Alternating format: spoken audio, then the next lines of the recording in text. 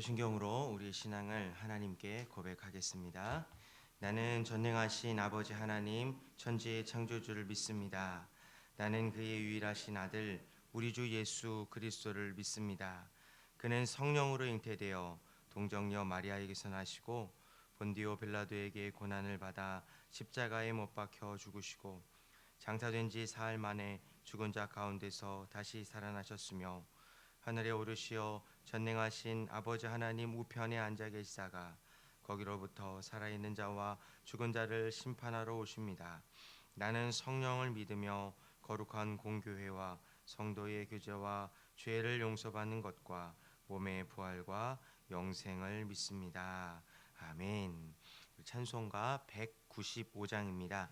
찬송가 195장 성령이여 우리 찬송 부를 때 찬송가 195장 성령이여 우리 찬송 부를 때 우리 하나님께 찬양 올려드립니다.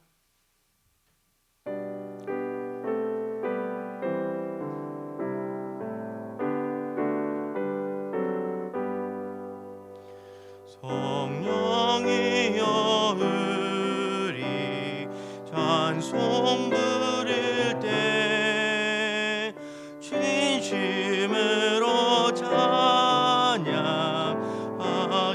하소서. 성령이여 우리 기도 드릴 때 우리 곁에 계셔 일러주소서. 성령이여 우리 성경 읽을 때 그 속에서 빛을 보게 하소서. 성령이여 우리 전도할 때에 지혜로운 말씀 주시옵소서. 성령이여 우리 겸손해져서 우리 주와 같이 되게 하소서.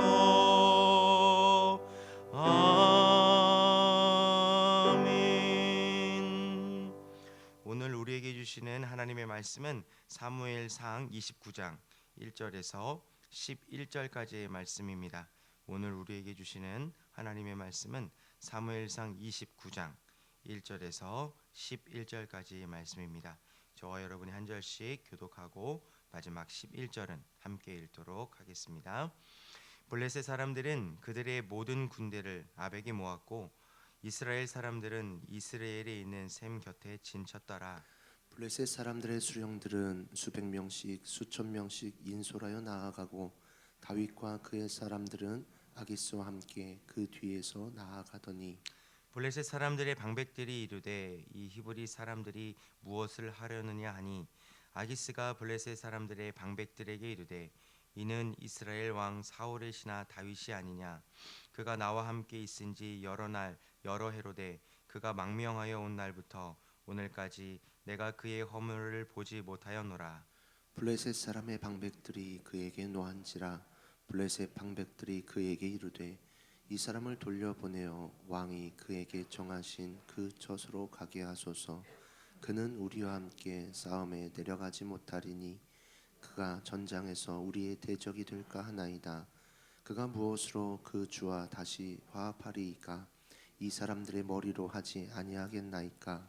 그들이 춤추며 노래하여 이르되 사울이 죽인 자는 천천히요 다윗은 만만히로다 하던 그 다윗이 아니니까 하니. 아기스가 다윗을 불러 그에게 이르되 여호와께서 살아계심을 두고 맹세하노니 내가 정직하여 내게 온 날부터 오늘까지 내게 악이 있음을 보지 못하였으니 나와 함께 진중에 출입하는 것이 내 생각에는 좋으나 수령들이 너를 좋아하지 아니하니 그러므로 이제 너는 평안히 돌아가서 블레셋 사람들의 수령들에게 거슬러 보이게 하지 말라 하니라. 다윗이 아기스에게 이르되 내가 무엇을 하였나이까? 내가 당신 앞에 오늘까지 있는 동안에 당신이 종에게서 무엇을 보셨기에 내가 가서 내 주 왕의 원수와 싸우지 못하게 하시나이까 하니 아기스가 다윗에게 대답하여 이르되 내가 내 목전에 하나님의 전령같이 선한 것을 내가 아나 블레셋 사람들의 방백들은 말하기를 그가 우리와 함께 전장에 올라가지 못하리라 하니 그런즉 너는 너와 함께 온 내 주의 신하들과 더불어 새벽에 일어나라. 너희는 새벽에 일어나서 발거든 곧 떠나라 하니라. 함께 읽겠습니다. 이에 이에 다윗이 자기 사람들과 더불어 아침에 일찍이 일어나서 떠나 블레셋 사람들의 땅으로 돌아가고 블레셋 사람들은 이스라엘로 올라가니라. 아멘. 기도하겠습니다. 거룩하신 하나님 은혜를 감사합니다. 오늘도 주님 전에 나와 살아계신 하나님께 예배하는 우리의 마음과 우리의 중심을 받아주실 줄 믿습니다. 오늘도 주님의 말씀을 들을 때 하나님께서 우리에게 찾아오시고 또 우리가 깨닫게 허락하여 주셔서 이 세상을 살아가는 동안 하나님의 말씀에 순종할 수 있는 힘과 능력과 환경을 허락해 주실 줄 믿습니다. 오늘도 감사와 또 결단의 마음으로 하나님께 귀한 예물을 올려드립니다. 하나님 예물을 기뻐 받으시고 하나님이 원하시는 곳, 하나님이 선하신 마음과 계획이 있는 곳에 우리의 물질을 사용해 주실 줄 믿습니다. 원하기는 우리가 인생을 살아가는 동안 하나님의 뜻이 무엇인지 분별할 수 있는 분별력을 허락하여 주시고 그 분별력을 가지고 이 험하고 악한 세상 또한 힘들고 어려운 삶과 환경들을 이겨낼 수 있는 능력 또한 우리에게 허락하여 주시옵소서. 감사드리며 살아계신 예수님의 이름으로 간절히 기도드립니다. 아멘.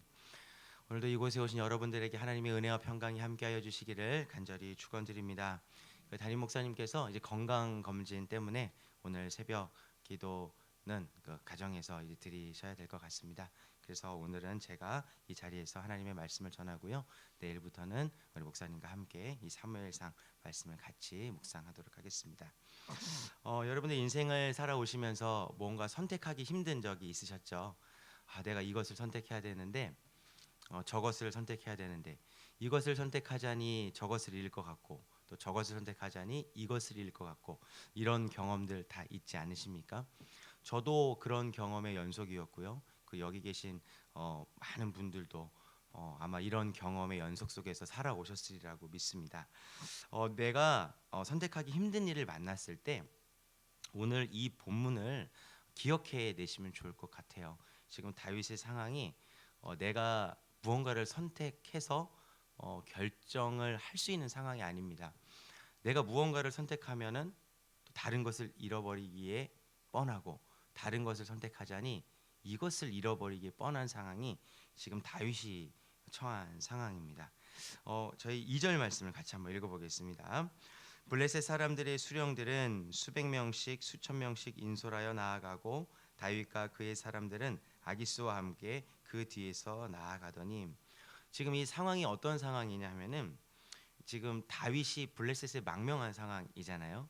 그렇죠. 정치적으로 망명을 해서 더 이상 이제 이스라엘에 살 수 없는 상황이고 그리고 자신의 나라, 백성, 민족, 내 친구, 그 내가 섬기는 왕과 지금 전쟁을 해야 됩니다. 지금 말이 전쟁이지 전쟁터에서는 그 죽음과 삶이 넘나드는 것이잖아요. 그리고 거기서는 너를 죽이지 않으면 내가 죽는 그런 상황이잖아요. 전쟁을 시작하면은 칼을 뽑아서 내 친구를 죽일 수 있는 상황이고 그 내가 칼로 찔러야 되는 그 사람이 내 고향 친구일 수 있는 상황이에요. 지금 이 다윗은 지금 어쩔 수 없는 상황입니다. 다윗의 마음이 어땠을까요? 여러분 오늘 이 말씀을 통해서 다윗의 마음이 어땠는지 한번 묵상해 보시면 참 큰 은혜가 있을 것 같습니다. 이 전쟁을 나가야 됩니다. 이 블레셋으로 망명을 했고 블레셋 아기스에게 도움을 받았기 때문에 이 전쟁을 나가긴 해야 돼요. 그런데 전쟁을 나가서 이제 전쟁을 시작하면은 결과는 무엇이냐면은 더 이상 다윗은 이스라엘로 돌아가지 못합니다. 왜냐하면은 이스라엘과는 이제 원수가 되는 것이기 때문에 절대로 돌아갈 수 없는 상황입니다. 다윗이 고민이 깊었을 거예요. 내가 전쟁을 나가면 내가 더 이상 이스라엘에 돌아가지 못한다. 우리 아버지 그리고 형들 내 친구들 더 이상 보지 못하고 소문이 안 좋게 날 것이다. 이 다윗이 정말로 배신했다. 다윗이 내 친구를 죽였다. 이런 안 좋은 소문이 날 게 뻔합니다. 그런데 이 블레셋을 떠나기도 그렇습니다. 왜냐하면은 이제 블레셋에서 이제 전쟁이 일어났을 때 블레셋에서 떠나버리잖아요. 그럼 이제 원수가 나를 죽이는 대적이 둘이 되는 거예요. 사울이 나를 또 죽이러 들어올 거고 블레셋 사람들도 이제 나를 죽일 겁니다. 여러분 이 상황이라면 여러분들은 어떻게 하시겠습니까? 누구를 선택하시겠습니까? 이스라엘 편에 붙어서 블레셋과 전쟁을 하시겠습니까? 아니면 블레셋의 편에 붙어서 이스라엘과 전쟁하시겠습니까? 성경은 다윗이 고민하고 번뇌했다라는 이야기가 나오지도 않지만 이 다윗의 인생을 쭉 한번 우리가 묵상해 오지 않았습니까?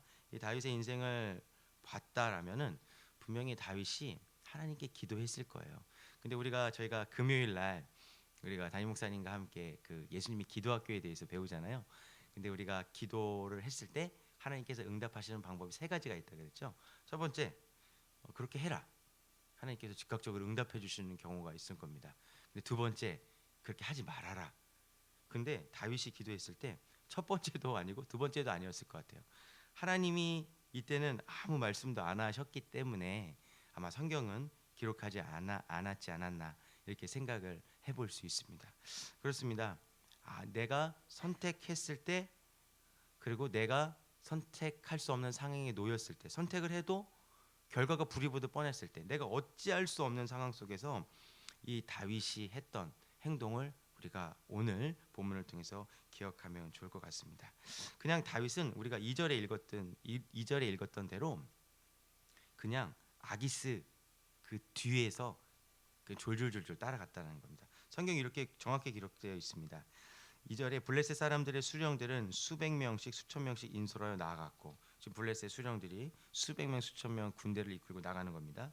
다윗과 그의 사람들은 아기스와 함께 그 뒤에서 나아갔더라. 다윗이 선택한 것은 다른 것이 아닙니다. 그냥 자기가 있는 자리에서 그냥 묵묵히 한번 따라가는 그러한 삶을 지금 살아가고 있는 것입니다. 다윗이 고민이 엄청났을 거예요. 근데 뭐 하나님의 응답도 지금 답보되어 있는 상황이고 다윗이 내 뜻대로 결정할 수 있는 것이 아무것도 없을 때 그 상황에 맞게 순리대로 지금 따라가고 있는 상황입니다. 그랬더니 어떤 일이 일어났습니까? 3절에 이렇게 기록되어 있습니다. 블레셋 사람들의 방백들이 이르되 이 히브리 사람들이 무엇을 하려느냐 하니 아기스가 블레셋 사람들의 방백들에게 이르되 이는 이스라엘 왕 사울의 신하 다윗이 아니냐. 그가 나와 함께 있은지 여러 해로되 그가 망명하여 온 날부터 오늘까지 내가 그 허물을 보지 못하였노라. 지금 블레셋에 있는 여러 장군들이 술렁이기 시작합니다. 다윗이 어떤 사람이죠? 적장 골리앗의 목을 벤 사람 아닙니까? 이 적장 골리앗의 목을 벤 이 다윗, 이 맹장, 이 용장이 지금 자신 블레셋의 진영 안에 들어와서 전쟁을 하러 맨 끝에 지금 붙어서 따라오고 있는 거예요. 얼마나 걱정이 됐겠습니까? 그때 아기스가 이야기합니다. 이 다윗이 망명하여 왔는데 내가 여러 해 다윗이라는 이 사람과 지내보니까 이 사람이 전쟁통에서 우리 뒤통수 칠 사람은 아니다. 이 사람은 정말로 믿을 만한 사람이다. 그러한 허물을 보지 못할 정도로 내가 보증을 한다라고 지금 이렇게 얘기하고 있는 거예요. 그런데 이 블레셋에 있는 장군들이 그것을 믿지 못합니다. 4절입니다. 블레셋 사람들의 방백들이 그에게 노한지라. 블레셋 백성들이 그에게 이르되 이 사람을 돌려보내어 왕이 그에게 정하신 그 처소로 가게 하소서. 그는 우리와 함께 싸움에 내려가지 못하리니 그가 전장에서 우리의 대적이 될까 하나이다. 그가 무엇으로 그 주와 다시 화합하리이까? 이 사람들의 머리로 하지 아니하겠나이까? 아마도 저래도 그랬을 것 같아요. 저래도 그랬을 것 같습니다. 만약에 저의 원수가 아무리 그 망명을 해서 저와 같이 전쟁을 해준다 그래도 블레셋 사람들의 입장이라면 한 50%의 폭탄을 얹고 지금 전쟁을 시작을 하는 거예요. 바로 이것이 하나님이 이끄신 지혜라는 겁니다. 하나님은 이 모든 것들을 아마 다 알고 계셨을 거예요. 그리고 다 알고 계시는 분이시고요. 그래서 다윗 역시 이 하나님을 믿고 자기가 있는 상황 속에서 자기가 결정해서 어쩔 수 없는 결과, 자기가 어떻게 결정할 수 없는 상황 속에서 다윗은 자기가 있는 곳에서 묵묵히 삶을 살아봤더니 하나님께서 선한 길로 인도해주고 있는 것들을 우리가 오늘 본문을 통해서 살펴볼 수 있다는 것입니다. 우리가 인생을 살아가면서 무언가 결정을 해야 되는데 이 결정을 하지 못하는 상황이 분명히 찾아옵니다.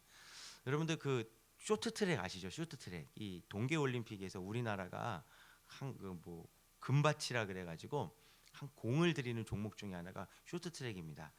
스케이트를 타고 여러 바퀴를 릴레이하는 그 게임인데 이 쇼트트랙의 대표 선수가 안현수라는 선수 아닙니까? 안현수라는 선수인데 이 선수가 얼마 전 2011년인가요? 그때 러시아로 망명을 해버렸어요. 지금 이 성경의 표현이라고 부르면 저희 말로는 귀화라는 완곡한 표현을 쓰지만 이 표현을 쓰자면 이 안윤 선수가 망명을 해버립니다.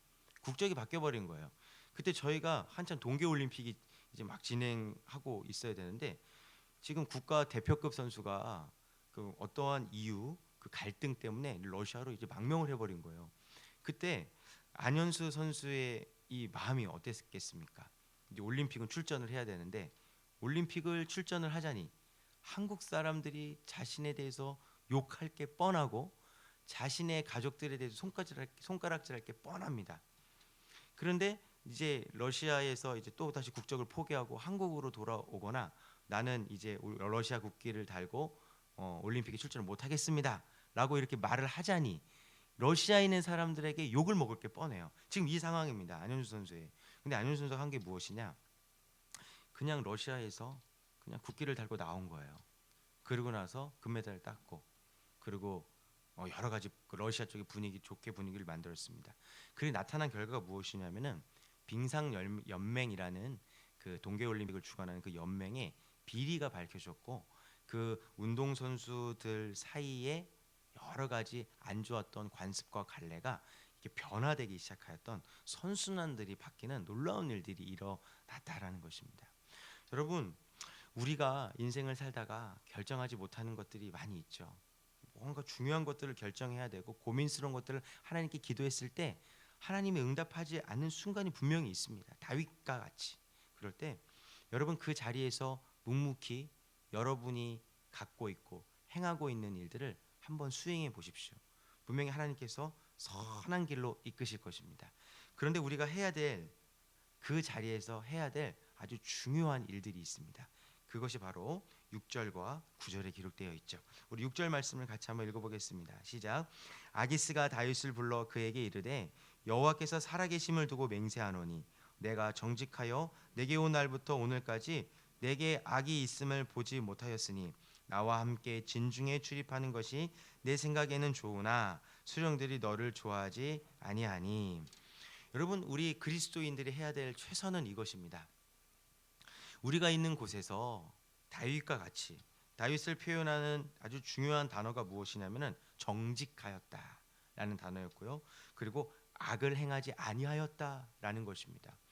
정직하게 살고 악을 행하지 않았다라는 것은 저희 언어로 표현해 보면은 하나님 말씀대로 살았다라고 이렇게 표현해 볼 수 있죠. 다윗은 환경이 바뀌어도 블레셋 사람들 틈 속에 있어도 하나님을 믿는 그리스도인으로 살았다라는 겁니다. 만약에 제가 블레셋으로 망명을 했다고 하면요, 어떻게 보면은 하나님 안 믿는 사람들이잖아요. 그렇죠? 이스라엘 백성들은 하나님을 잘 믿는 사람들이고 블레셋은 하나님을 안 믿는 사람이에요. 저는 하나님 안 믿는 사람들 틈에 있으면 하나님 안 믿는 것처럼 사는 모습이 더 많이 있더라고요. 여러분들의 인생의 적용은 똑같습니다. 우리가 교회 공동체 안에서는 하나님을 믿는 믿음을 가진 사람과 같이 살아갈 수 있어요. 근데 여러분이 있는 직장, 여러분들이 있는 가정, 여러분들이 있는 환경 속에서 여러분들은 다윗과 같이 하나님을 믿지 않는 사람들 틈 속에 있을 때 정직하게 또는 악을 행하지 않고 살아가고 있는지 오늘 말씀을 통해서 한번 보시면 좋을 것 같아요. 이렇게 살았더니 이 우상을 섬기는 블레셋의 신을 섬기는 이 아기스의 입술을 통한 고백이 뭐냐면은 여호와께서 살아계심을 두고 맹세하노니. 만약에 제가 이방인이고 하나님을 믿지 않는 사람이라면 저의 신을 이름을 불러서 누구 신께서 계심을 두고 맹세하노니 이렇게 고백을 할 텐데 이 아기스는 다윗이 믿는 그 하나님이 얼마나 신실하시고 살아계신 분이심을 느꼈는지 네가 믿는 여호와께서 살아계심을 두고 맹세하노니 라는 이런 고백을 하고 있다는 겁니다. 그리고 우리 9절 말씀 같이 한번 볼까요? 9절에는 또 이렇게 기록되어 있죠. 아기스가 다윗에게 대답하여 이르되 내가 내 목전에 하나님의 전령같이 선한 것을 내가 하나 블레셋 사람들의 방백들은 말하기를 그가 우리와 함께 전장에 올라가지 못하리라 하니 내가 내 목전에 하나님의 전령같이 행한 것을 내가 아나니. 바로 우리에게 필요한 것이 바로 이거라는 겁니다. 여러분들 인생 속에서 막 내가 무언가를 선택하지 못하는 그러한 안절부절한 상황이 우리에게 찾아옵니다. 어쩔 수 없는 상황들이 우리에게 찾아온다는 겁니다. 성경 아브라함을 한번 보십시오. 아브라함도 어쩔 수 없는 상황이었어요. 하나님이 이삭을 바치라는 거예요. 이삭을 바치라는 겁니다. 하나님께서 100세 때 주셨는데 하나님께서 그 아들 이삭을 바치라는 겁니다. 어쩔 수 없는 상황이에요. 하나님 말씀에 어쩔 수 없는 상황입니다. 근데 그 아브라함이 한 것은 무엇입니까? 그냥 대충 준비한 것이 아니었죠. 정말로 이 이삭을 번제로 바칠 수 있는 모든 것들을 준비합니다. 나무도 준비했고 횃불도 준비했고 그 나무를 담은 한 보찜도 준비해서 그 길을 걸어갔습니다. 결국은 아브라함이 이삭을 바치려고 할 때 하나님께서 하신 말씀이 무엇입니까? 이삭아 됐다라는 거죠. 그리고 하신 무엇입니까? 네 신실한 믿음을 보았다라고 이렇게 말씀하지 않으셨습니까? 여러분들 어떠한 상황에 처해 계십니까?